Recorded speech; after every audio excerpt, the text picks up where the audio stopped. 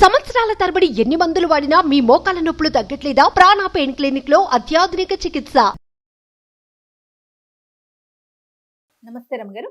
నమస్తే జయ. రమగారు, సాధారణంగా ఉద్యోగాలు చేసినా వ్యాపారాలు చేసినా ఏం ఆలోచిస్తామంటే డబ్బు. ఎవరు ఏది చేసినా దానికోసమే కదండి. ఫ్యామిలీకి కొంత టైం ఇవ్వలేకపోతున్నాము. పీక్స్లో ఉన్నప్పుడు నిజంగా ఫ్యామిలీకి టైం ఇవ్వలేకపోతాం. లేదు ఫ్యామిలీకి ఇస్తున్నాం అనుకోండి, కెరీర్ మీద అంతగా కాన్సన్ట్రేట్ చేయలేకపోతాం. రెండు బ్యాలెన్స్ చేసుకోవాలంటే చాలా కష్టపడాలి, చాలా ఓర్పు నేర్పు ఉండాలి. ఎక్కడికక్కడ దేనికి దాన్ని సరిపెట్టుకుంటూ సరి చేసుకుంటూ ముందుకెళ్ళాలి. అవునా కాదంటారా? కాకపోతే ఏది ఇంపార్టెంట్ అనేది ఎప్పుడు ఆలోచించుకోవాలి. ఒకప్పుడు ఒక సర్టన్ ఏజ్ ఉంటుంది, 30 to 40 పీక్గా ఉంటుంది ప్రతి ఒక్కరికి కూడా, అమ్మాయిలకైనా అబ్బాయిలకైనా. ఉద్యోగం చేస్తున్నా లేకుంటే వ్యాపారం చేస్తున్నా కష్టపడటానికి ఎక్కువ అవకాశం ఉంటుంది, సంపాదించడానికి ఎక్కువ అవకాశం ఉంటుంది. ఇంకొంచెం కష్టపడితే ఇంకొంచెం పెరిగే అవకాశాలు కూడా ఉంటాయి. అదే టైము మనం పెళ్లి చేసుకునే టైం, అంటే ఫ్యామిలీకి కూడా. దీన్ని బ్యాలెన్స్ చేయాలా, దాన్ని బ్యాలెన్స్ చేయాలా, భలే ఇబ్బంది పడిపోతూ ఉంటారండి కెరీర్లో ముందుకెళ్లే వాళ్ళు. ఒక్కోసారి అది క్లిక్ అవుతుంది, ఒకసారి ఇది క్లిక్ అవుతుంది. అవును అవును, అందరికీ ఒకటే క్లిక్ అవుతుందని అసలు చెప్పలేము మనం. అస్సలు చెప్పలేమండి. చెప్పలేము. Family సపోర్ట్ దాని మీద కావాలి. కాన్సన్ట్రేట్ చేయి అన్నావా ఇది తన్నేస్తుంది. కెరీరే ఇంపార్టెంట్ అంటే చివరికి లేట్ ఏజ్లో పెళ్ళిళ్ళు పిల్లలు అసలు అవి కూడా లేకపోవటం అప్పుడేమనిపిస్తుంది, కెరీర్ ఉండి ఫ్యామిలీ లైఫ్ లేకపోతే ఉపయోగం ఏంటి అనిపిస్తుంది కదా. ఓ పాత కథ ఉంది దీని మీద. ఇదివరకటి కాలంలో ఇలాంటి కథలు ఉండేవా అని ఆశ్చర్యంగా ఉంటుంది.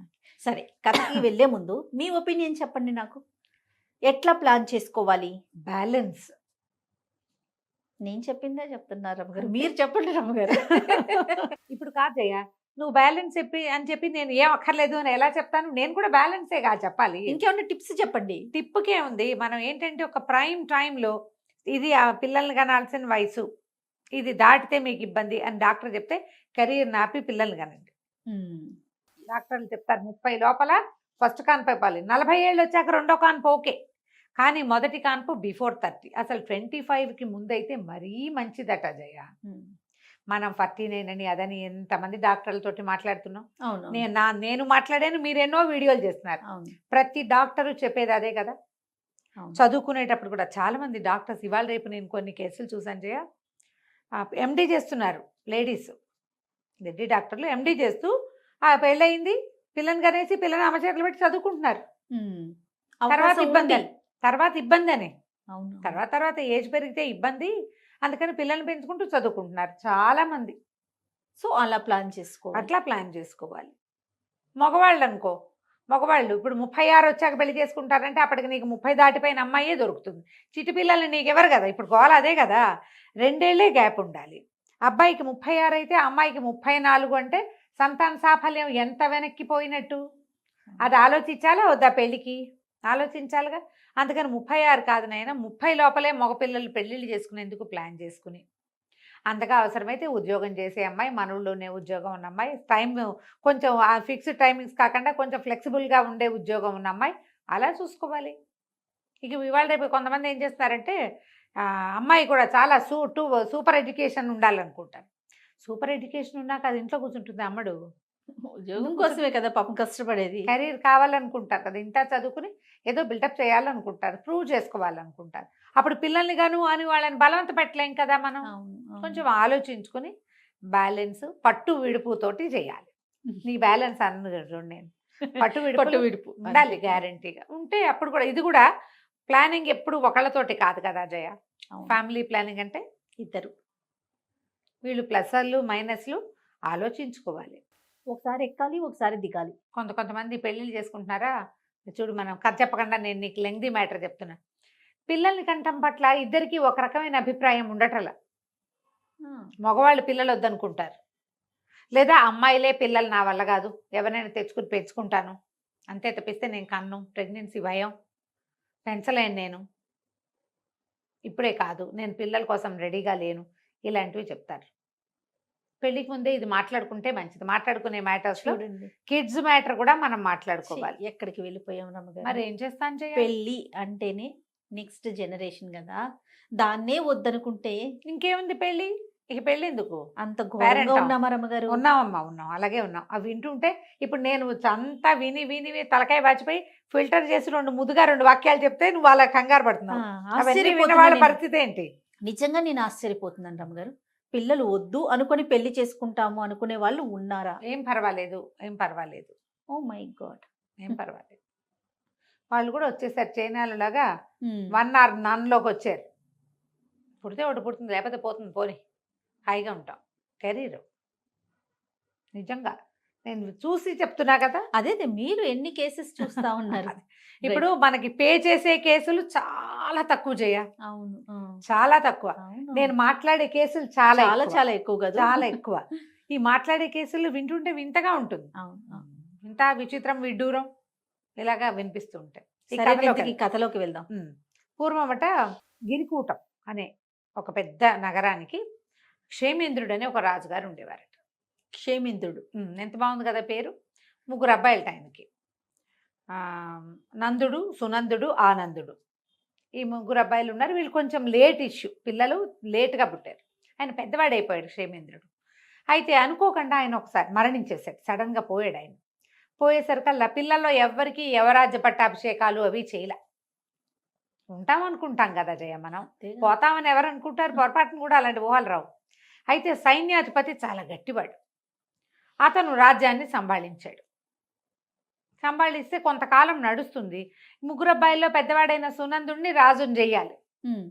కానీ అతను అట్లా చేయలే. వీళ్ళ పట్ల చాలా క్రౌర్యంగా వ్యవహరించేవాడు. వీళ్ళ చేతికి రాజ్యం పోనివ్వకుండా ఉండే ధోరణే అతనిలో కనపడడం మొదలుపెట్టింది.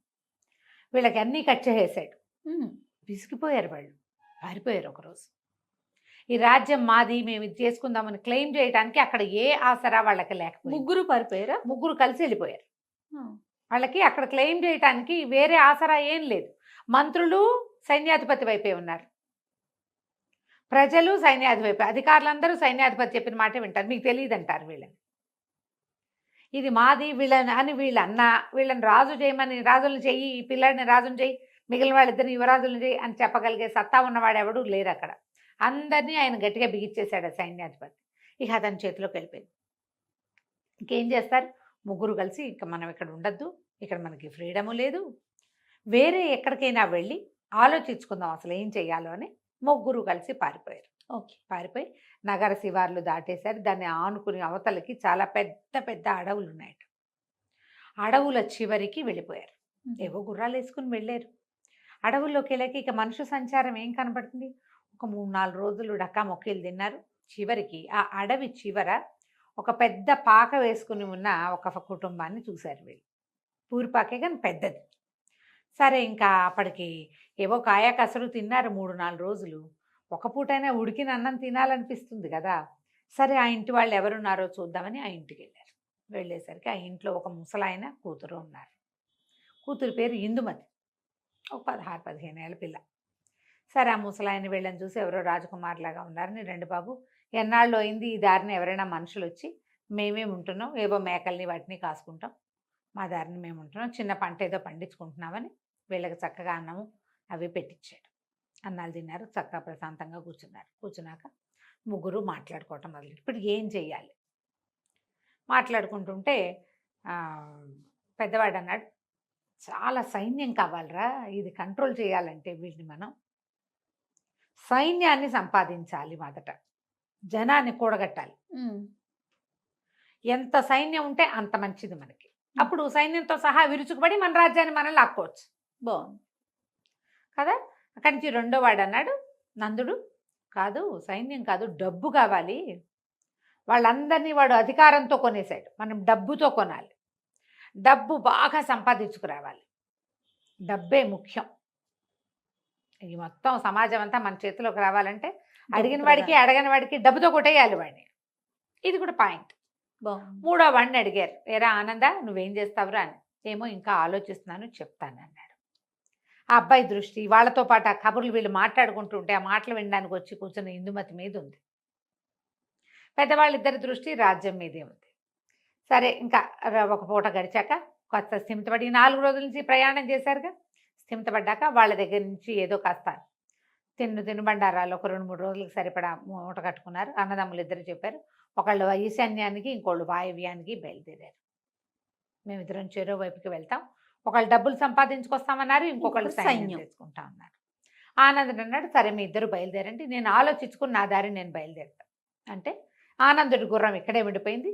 సునందుడు నందుడు చేరో గుర్రం మీద చేరో పక్కకి వెళ్ళిపోయారు. తర్వాత ఏమో మాట్లాడుకున్నారంటే 10 సంవత్సరాల తర్వాత ఇక్కడే కలవాలి అని మాట్లాడుకున్నారు. 10 ఏళ్ళు ప్రయత్నం చేద్దాం, మన రాజ్యం మనకి ఎక్కడికి పోదు, మన అందరూ గుర్తుపడతారు, రాజుగారి అబ్బాయిలో మన జన్మపత్రికలు అన్నీ అక్కడే ఉంటాయి. ఓకే. 10 ఏళ్ల పాటు ఒకటి మూడో వాడికి తోచింది సంపాదించుకొచ్చి మన రాజ్యాన్ని మనం స్వాధీనపరచుకుందాం. ఆనందం అన్నాడు, మీ ఇద్దరు చెరో దారిన వెళ్ళండి, నేను కూడా ఇక్కడే కలుసుకుంటాను మిమ్మల్ని అని చెప్పాడు. సరే 10 సంవత్సరాలు సుదీర్ఘమైన రోజులు గడిచిపోయినాయి. 10 సంవత్సరాలు అంటే 3650 రోజులు గడవాలి, అంతే కదా. సంవత్సరానికి ఏడాదికి 365, 10 అంటే ఇంటూ 10 వేసి ఆ సున్నా దీని పక్కన అంతే. చేస్తుంది కదా. 3650 రోజులు Yes, yes. వెళ్ళిపోయారు. 10 ఏళ్ల తర్వాత ఒక రోజున పెద్ద సైన్యం, కనీసం ఒక 25,000 మంది ఉంటారు. సైన్యం ఆ గుడిసె వైపుకి నడిచొచ్చింది. ఇంకో పక్క నుంచి గాడిదలు, కంచరగాడిదలు, గుర్రాలు, లొట్టిపిట్టలతోటి ఇంకొక పెద్ద వ్యాపారస్తుల బిడారు ఇంకొక పక్క నుంచి నడిచొచ్చింది. ఈ సైనికులతో వచ్చిన వాడు ఒకడు ఆజానుబాహు, కణతల దగ్గర అక్కడ నెరిసి ఉంది, గడ్డం నెరిసిపోయింది, కానీ మంచి బలశాలి ఆజానుబాహుగా ఉన్నవాడు ఒకడు. ఈ రెండో గుంపుతో బేహారీలతోటి వ్యాపారస్తుల సమూహంతో వచ్చినవాడు ఇంత బొజ్జ, స్థూలకాయం, తలకాయ నెరిసిపోయి ఉన్నవాడు రెండోవాడు. వాళ్ళిద్దరూ కలుసుకున్నారు. ఒరే నందా సునందా అని మాట్లాడుకున్నారు. ఆనందుడు ఏమయ్యాడో అంటే వాళ్ళు ఒక గుడిసె ముందు ఆగారు కదా, ఆ గుడిసె ఇది వరకు చిన్న గుడిసెగా ఉండేది. ఇప్పుడు చుట్టూతా ఇంకా 3-4 శాలలు లాంటివి వెలిసినాయి, చుట్టూతా తోట వచ్చింది, ఇద్దరు అంతంత పిల్లలు అక్కడ ఆడుకుంటున్నారు. ఇందుమతి ఇదివరకు వాళ్ళు చూశారు కదా, ఆ అమ్మాయి ఒక చంకలో ఉన్న పిల్లవాడితోటి గుమ్మం దగ్గర నిలబడింది. వీళ్ళు ఏదో డెవలప్ అయ్యారనుకున్నారు. ఆ ఇంటి వెనక నుంచి ఆనందుడు నడిచొచ్చాడు ముందుకి. ఆశ్చర్యపోయారు వాళ్ళు. ఏమిట్రా నువ్వు ఇక్కడే ఉన్నావా, ఇదే నువ్వేం చేసావు అని మాట్లాడుకున్నాక పెద్దవాడు ఏం చెప్పాడంటే 25,000 మంది సైన్యాన్ని కూర్చుకొచ్చాను నేను. మనం ఉత్తరాలు రాస్తే 5వ రోజుకి ఇంకో 25,000 మంది సిద్ధంగా ఉంటారు, ఈ సైన్యం అంతా మంది, దీంతో విరుచుకు పడిపోవటమే వాడి మీద అనగానే రెండో వాడు చెప్పాడు 25 లక్షల దినారాలు కూడబెట్టాను నేను. చాలా పెద్ద సొమ్ము కదా 25 లక్షలు. మరి మొత్తం వీటి మీద ఉన్న సరుకంతా మందే, మన వ్యాపారం నడుస్తూనే ఉంది. ఇవాళ మన దగ్గర 25 లక్షలు ఉంది, ఊరు మీద 2-3 కోట్లు ఉన్నాయి వ్యాపారంలో. ఎంత డబ్బు కావాలంటే అంత డబ్బు ఉత్తరం రాస్తే వచ్చేస్తుంది 10వ రోజు కల్లా. నీ సైన్యాన్ని కూడా ఈ డబ్బులతోటి కొనేయగలను నేను అన్నాడు. పదండి విరుచుకు పడదామన్నారు. ఆనందుడు ఏం చేశాడు, అక్కడే ఉండి ఇందుమతిని పెళ్లి చేసుకుని 3 పిల్లల్ని కన్నాడు. ఆ తోట దొడ్డి అది విశాలంగా చేసుకున్నాడు, అడవంతా స్వాధీనంలో ఉంది. అప్పుడు ఆనందుడు ఏం చెప్పాడంటే, అంత కంగారేం లేదు, మీరిద్దరూ వెళ్ళిపోయినటువంటి 3-4 సంవత్సరాలకి గిరిపురం అది ఉంది కదా, అక్కడి నుంచి మనకు ఉత్తరం వచ్చింది, సైన్యాధిపతి మరణించాడని, రాజ్యం అరాచకంగా ఉందని, వచ్చి స్వాధీనపరచుకోమని రాశారు. రాస్తే నేను మళ్ళీ ఉత్తరం పంపించాను, మధ్యలో వెళ్ళి చూసొస్తున్నాను, నా భార్య పిల్లలు ఇక్కడే ఉన్నారు, మీకోసం నేను ఇక్కడ ఉన్నాను, మీరు వచ్చాక 3 వెళ్తే 3 పనులు సంభాళించుకోవచ్చు. పెద్దవాడు రాజు అవుతాడు, రెండోవాడు సైన్యాధిపతి అవుతాడు, 3వ మంత్రి అవుతాడు అని చెప్పాడు. పెద్దవాళ్ళిద్దరు మొహమొహాలు చూసుకున్నారు. చేయవలసిన పని చేశాడు కదా వీడు, వాడికి అందరికంటే చిన్నవాడైనా చక్కగా భార్య, ఇద్దరు ఇంతంత చేతికొచ్చిన మగపిల్లలు, ఓ చంటి పిల్ల, 3 సంతానం, యువరాజు కావడానికి రెడీగా ఉన్న పిల్లవాడు ఉన్నాడు వాళ్ళ ఇంట్లో. ఈ పెద్దవాళ్ళు ఇద్దరు, వీడికంటే 5-4 ఏళ్ళు పెద్దవాళ్ళు, తలకాయలు నేర్చిపోయినాయి, గడ్డాలు నేర్చిపోయినాయి, స్థూలకాయాలు వచ్చినాయి, ఇప్పుడు వివాహాలు లేవు, ఇక కావు. చేయవలసిన పని ఏమిటి మొదట, అది వాడు చేసేసాడు. సరే ఏమనుకున్నారు, ఇంకేముంది మనం రాజ్యం చూసుకుని ఆనందుడు కొడుకుని రాజుని చేసుకుందాం, మెల్లిగా కొంచెం పెద్దవాడిని చేసుకుని అనుకుని ఆనందుడిని కుటుంబంతో సహా తీసుకుపోయి వాళ్ళ సొంత ఊరుకు వెళ్ళి రాజ్యాన్ని స్వాధీనం చేసుకున్నారు. ఇప్పుడు సంపాదన, సైన్య సమీకరణ, సంసారమా, కరెక్ట్ ఏజ్లో చేయవలసింది వీళ్ళిద్దరూ, ఇవి 2 చేసేసారు. అవును. ఇది ఎప్పుడు చేస్తారు, ఇక దానికి టైం లేదుగా. దానికంటూ ఒక టైం ఉంది మరి. టైం ఉంది. ప్రధానంగా ఏంటంటే సంపాదనకి ఎల్లలు లేవు. 70 ఏళ్ళు వచ్చా కూడా సంపాదన ఉంటుంది. ఎస్. కానీ సంసారానికి వయసు కావాలి. కావాలి కదా, ఆడకైనా మొక్కైనా. ఇది ఖచ్చితంగా. ఆలోచించుకుని మనం ఈ కథల్ని బాబా. మన జీవితాలకి అప్లై చేసుకోవాలి. అబ్బా, ఎంత మంచి కథ చెప్పారు రమ్య గారు.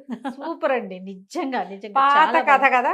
ఇప్పుడు మనం Excellent. మనం చేస్తున్న రకరకాల వ్యవహారాలకి దాన్ని అటాచ్ చేసుకోవాలి. సెటిల్ అవ్వాలి, సెటిల్ అవ్వాలి, సెటిల్ అవ్వాలి, ఇల్లు కొనాలి, కారు కొనాలి, అదేదో కావాలి. ఆ తర్వాత కంటారంటే ఆ తర్వాత ఎస్ కౌంట్ ఉండదు, ఆడవాళ్ళకి అవకాశం ఉండదు. ఇంకేం చేస్తావు నువ్వు? ఇల్లు వాకిలి చూసుకుంటూ ఉంటావు అంతే. అంతే. కథ సూపర్ రమ్య గారు. పెళ్లి చేసుకోము అనే వారందరికీ ఈ ఇదే కథని చెప్పాలి. షేర్ చేయాలన్నమాట. రైట్ అండి, నమస్తే. నమస్తే. సుమన్ టీవీలో మీ పర్సనల్ అండ్ బిజినెస్ ప్రమోషన్స్ కోసం కింది నెంబర్కి కాంటాక్ట్ చేయండి.